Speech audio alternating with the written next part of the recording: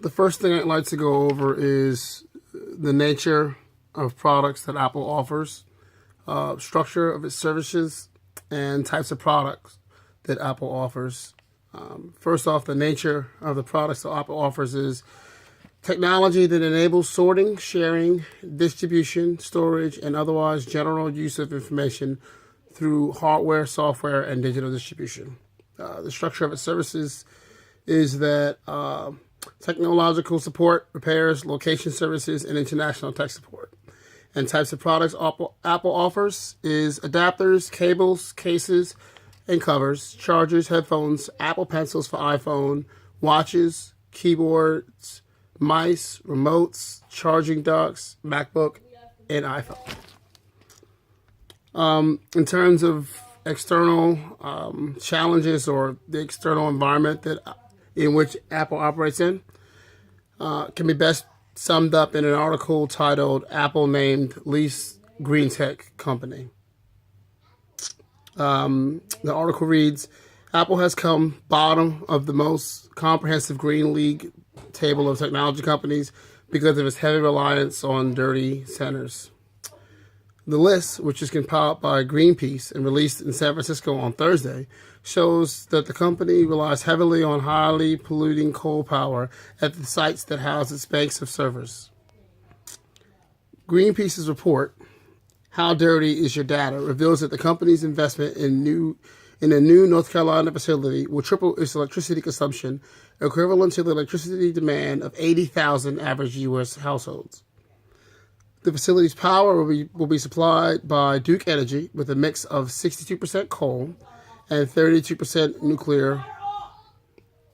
On Wednesday, Apple posted a large boost in quarterly earnings, which grew by 95% to $6 billion. Gary Cook, Greenpeace's IT policy analyst and lead author of the report, said, consumers want to know that when they upload a video or change their Facebook status, that they are not contributing to global warming or future Fukushimas. Another external challenge dealing with the external environment can best be summed up in an article titled Apple SWOT Analysis or Apple SWOT analysis. And it deals with the U.S. currency exchange. The article reads, currency exchange rates affect every multinational company, including Apple. The company earns 65% of its revenues overseas. Current forecasts indicate that the U.S. dollar exchange rate is going to rise further against other currencies over the next few years. This therefore means that Apple's revenue and profits generated outside of the U.S. are likely to decrease when converted to U.S. dollars. Primary stakeholders that influence the financial performance of the company include, and I'll list 5 here. I'm sure there are more. First will be customers. Customers are the primary source of income. So it is important to be honest with the customer and open with them and offer what they value. Number 2, the employee. The employee is essentially the face of the company, and they have a large impact on the company's success. It's important to treat them well and embrace diversity within your employees, or group of employees, rather. Third is business associates. Relationships needs to be beneficial to both parties, and both need to do what's best for each other. In other words, it needs to be a mutual beneficial relationship. Number 4, communities. Good relationships in the communities helps to promote longevity and helps to create a stable environment in which the company is to operate. And finally, government. Compliance and knowledge of law are imperative if a company is to survive, much less thrive. Regulations from government can stifle growth, and illegal actions on behalf of the company can threaten financial performance due to fines, levies, and injunctions against the company. In regards to a controversial CSR, that can best be summed up in an article titled, Who's Really to Blame for Apple's Chinese Labor Problems?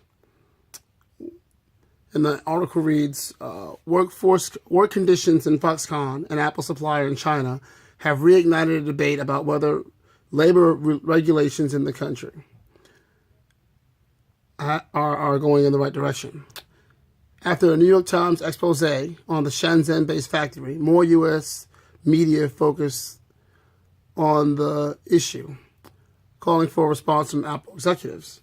Recently, Apple hired the Fair Labor Association, or FLA, some of you might know them by that name, to investigate working conditions at Foxconn, and ABC's Nightline aired exclusive footage from inside the factories. And this footage, and I won't show here for the sake of brevity, showed that two factories that were operated by Apple had exploded, and that caused them to be required to send 140 employees to the hospital due to threatening and non-threatening injuries. So safety is a main concern in terms of that controversial CSR. So that concludes the information that I'd like to discuss today about Apple. Thank you.